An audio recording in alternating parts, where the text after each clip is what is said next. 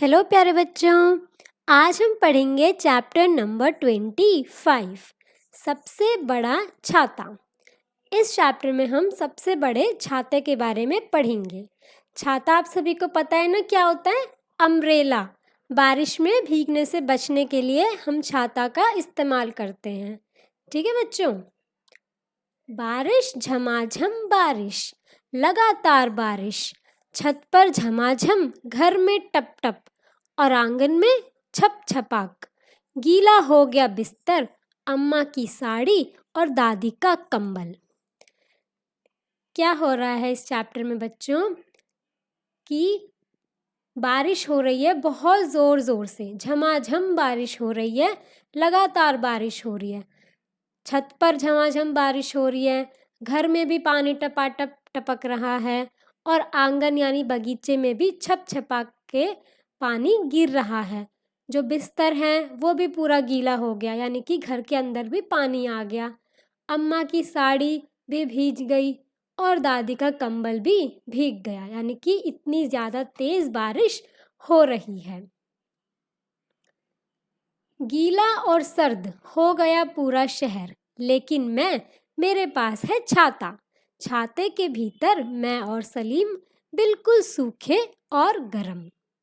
फिर क्या कह रहे हैं? गीला और सर्द हो गया पूरा शहर। गीला और सर्द यानी कि अक्सर आप देखते हो ना कि बारिश के मौसम में सभी बीमार हो जाते हैं, है ना?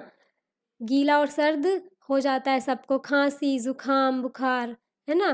तो इससे पूरा शहर खांसी जुकाम वगैरह हो गया। लेकिन मैं और मेरे पास है छाता। ये देखो पिक्चर में ये बच्चा क्या कह रहा है कि मेरे पास में छाता है और छाते के अंदर मैं बिल्कुल सेफ हूँ, मैं बिल्कुल भी गीला नहीं हुआ हूँ। और इसके साथ इसका दोस्त सलीम भी बिल्कुल सूखा और गर्म है। ठीक है बच्चों, आगे क्या कहते हैं? मैंने छाते में टिल्लू को भी बुलाया। अब टिल्लू बिल्कुल सूखा, मैं और सलीम कुछ गीले गीले से। अब देखो इन्होंने अपने तीसरे दोस्त टिल्लू को भी बुला लिया कि तुम भी आ जाओ भाई छाते के नीचे, हम तीनों बच जाएंगे बारिश में भीगने से। अब जो ये दोनों दोस्त थे वो दोनों तो गीले थे, लेकिन जब टिल्लू आया वो थोड़ा सूखा था। ठीक है।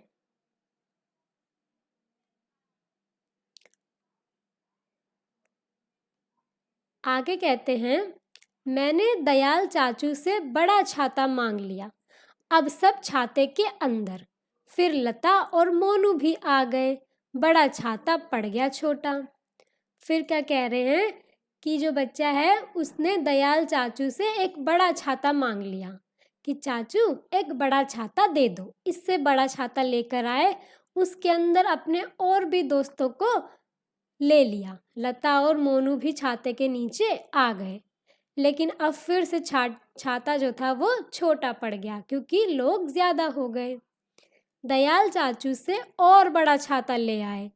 अब सब छाते के अंदर शलीन और सनत भी आ गए और बड़ा छाता पड़ गया छोटा।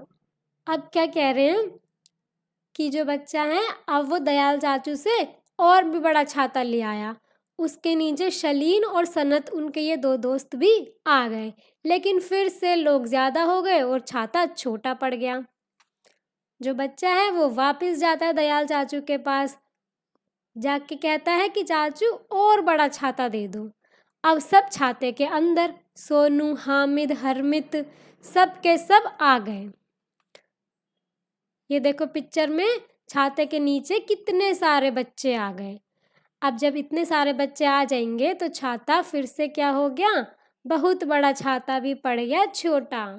फिर से जो छाता है वो छोटा पड़ गया। दयाल चाचू बहुत बड़े छाते से बहुत बहुत बड़ा छाता दो। दयाल चाचू ने कहा इससे बड़ा छाता तो बनता ही नहीं।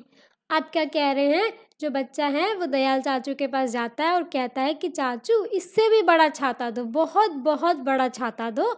फिर दयाल चाचू कहते हैं कि बेटा इससे बड़ा छाता तो बनता ही नहीं है, ये तो सबसे बड़ा साइज है छाते में। फिर जो बच्चा है वो क्या कहता है, बड़ा होकर मैं दुनिया का सबसे बड़ा छाता बनाऊंगा, आसमान जितना बड़ा, जो बारिश में पूरे शहर को छुपा लेगा। टिल्लू, सलीम, अम्मा, चाचू, राकेश, हामिद, हरमित, शलीन और सनत सब होंगे छाते के भीतर, सूखे और गरम। बारिश, झमाझम बारिश, घर में टप टप और आंगन में छप छपाक। फिर क्या कहता है बच्चा कि मैं बहुत बड़ा छाता बनाऊंगा बड़े होके, जिसके नीचे पूरा का पूरा शहर आ जाएगा। ठीक है बच्चों, तो ये था आपका प्यारा सा चैप्टर, सबसे बड़ा छाता। अगर आपको आपकी बुक सारंगी के बाकी चैप्टर्स पढ़ने हैं तो आप मेरे चैनल पर जाकर पढ़ सकते हैं। Thank you.